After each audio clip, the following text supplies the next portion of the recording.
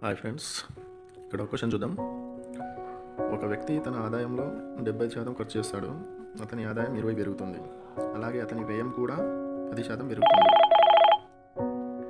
అతని పొదుపులో శాతం పెరుగుదల కనుగొనండి అనేసి అంటున్నాడు. చూద్దాం.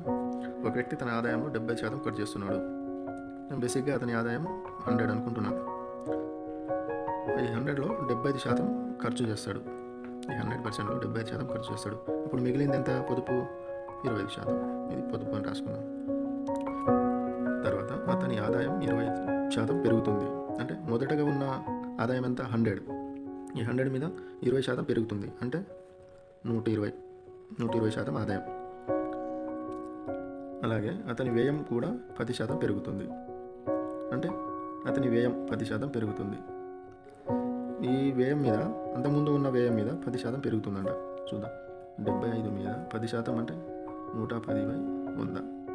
25 నుండి 25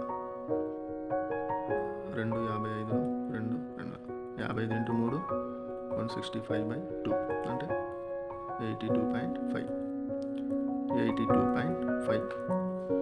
ఇదేమో ఆదాయం, ఇదేమో ఖర్చు. ఇందులో పొదుపు ఎంత? 120లో 82.5 పోతే ఎంత? 37.5. ఇది పొదుపు. ఇది మొదటగా మిగిలిన పొదుపు, ఇది తర్వాత మిగిలిన పొదుపు. క్వశ్చన్ ఏమడిగిండు? అతని పొదుపులో శాతం పెరుగుదల. మొదటగా ఉన్న పొదుపు, తర్వాత ఉన్న పొదుపు ఎంత పెరిగింది? 25 to 37.5 అంటే 12.5 పెరిగింది. ఇప్పుడు 12.5 దేని మీద పెరిగింది? మొదటగా ఉన్న పొదుపు మీద 25%. శాతం అంటే 100.